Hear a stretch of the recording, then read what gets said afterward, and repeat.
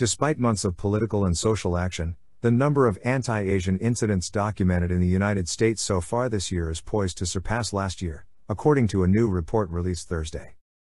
Between March 19, 2020, and June this year, Stop Oppie Hate, a nationwide coalition that became the authority on gathering statistics on racially motivated assaults connected to the epidemic, received 9,081 incident reports.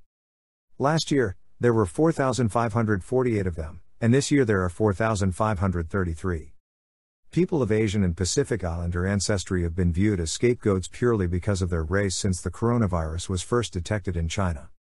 Physical attacks against Asian Americans in the United States increased from 10.8% of all incidences in 2020 to 16.6% in 2021.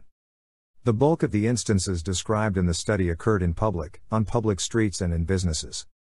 In comparison to 2020, when seniors reported 6.5% of all events, an increasing number of people aged 60 and over reported hate incidents in 2021, accounting for 7.2% of all incidents.